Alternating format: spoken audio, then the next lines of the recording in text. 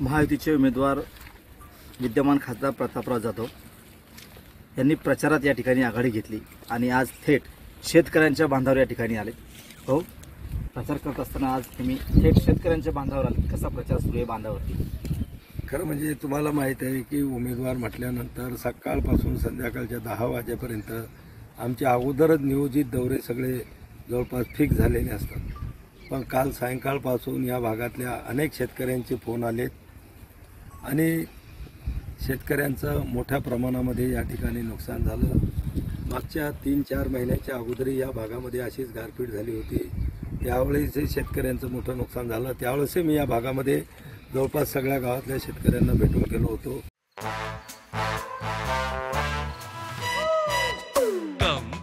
Come, my love, please don't say no, baby. Come, my love. V-Guard के air coolers extra large cooling pads के साथ जो अच्छों को ठंडा करे. V-Guard air coolers, long lasting cooling. आजही या भागामध्ये कांदा असेल, ज्वारी असेल, मका असेल, केळी, काही ठिकाणी पपई, हे बागायती पिकं या ठिकाणी याचं कालच्या पावसानं आणि गारीनं आणि हवेनं मोठ्या प्रमाणामध्ये नुकसान झालेलं आहे. तात्काळ जिल्हाधिकारी, तहसीलदार, SDO यांना सांगून पंचनामे करण्याच्या बाबतीत आम्ही त्यांना सांगितलं आहे आणि सगळीकडे पंचनाम्याला सुरुवातसुद्धा झालेली आहे आणि नक्की शासनाच्या वतीनं यांना भरीव मदत मिळवून देण्यासाठी निश्चित आमचे प्रयत्न त्या ठिकाणी झाले. शेतकरी नेते पण तुक्कर म्हणतात की खासदाराने काहीच काम केलं नाही, शेतकऱ्यांना भेटीसुद्धा दिल्या नाही, अनेक ज्या योजना आहेत त्या शेतकऱ्यापर्यंत पोहोचल्या नाही.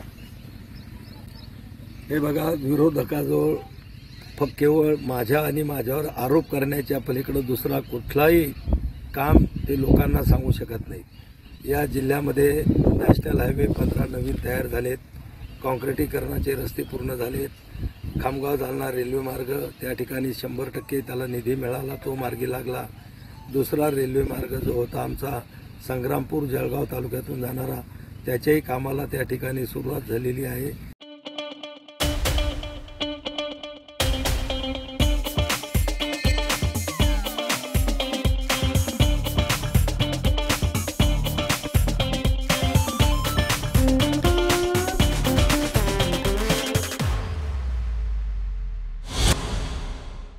सिंचनासाठी मोठ्या प्रमाणात केंद्र सरकारचा निधी आणला.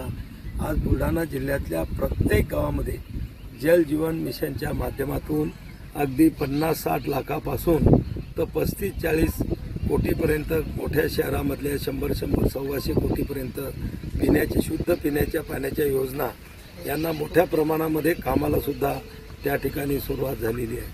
समृद्धी महामार्ग 54,000 कोटीचा पूर्ण झाला. त्याच्यानंतर नदीजोड प्रकल्पासाठी मी गेल्या 10 वर्षापासून प्रयत्न करत होतो.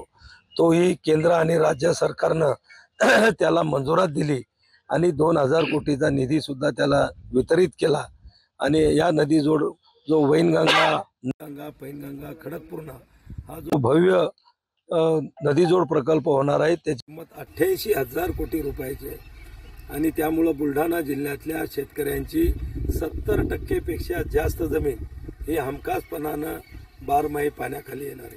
खूप मोठी भरीव कामं, मोठमोठी कामं केंद्र सरकारच्या माध्यमातून जी गेल्या 60-65 वर्षामध्ये झाली नव्हती, ती सगळी कामं त्या ठिकाणी आता मार्गी लागलेली.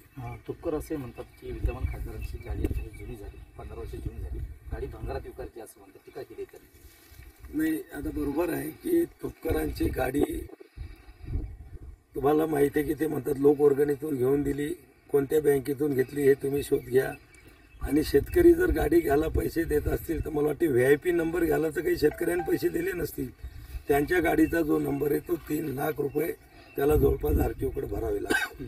आणि म्हणजे तुपकरच्याबद्दल मी जास्त या ठिकाणी बोलणार नाही, पण 15 वर्षात मी जी कामं केली म्हणूनच महायुतीच्या सरकारनं, नेत्यांनी अनेक सर्वे या जिल्ह्यामध्ये केले आणि त्या सर्वेमध्ये चांगलं टॉपवरती माझं नाव आल्यामुळं पहिल्याच यादीमध्ये माझं नाव त्या ठिकाणी जाहीर झालं आणि संपूर्ण जिल्ह्यामध्ये मी फिरतो आहे.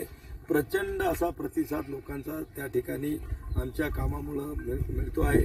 मी किती कामं केलं याचं मूल्यमापन करण्याचं काही कोण्या विरोधी उमेदवाराला आम्ही काही एजन्सी नेमलेलं नाही किंवा लोकांना किंवा त्यांना एजन्सी नेमलेलं नाही. आम्ही काय कामं केली ती जनतेमध्ये केलेली आहेत आणि जनतेला ही कामं डोळ्यानं दिसत आहेत. त्यामुळं लोकांचा आमच्यावर मोठ्या प्रमाणामध्ये विश्वास आहे आणि मागच्या वेळेसपेक्षाही दुप्पट मताधिक्यानं महायुतीचा उमेदवार म्हणून आम्ही निवडून येऊ. नक्कीच. तर हे होते विद्यमान खासदार आणि महायुतीचे उमेदवार प्रताप जाधव. थेट शेतकऱ्यांच्या बांधावरती येऊन ते या ठिकाणी प्रचार करताना आपल्याला दिसत आहेत. कॅमेरामन निलेश देशमुखसह गणेश सोळंकी, TV9 मराठी, गणेशपूर, बुलढाणा.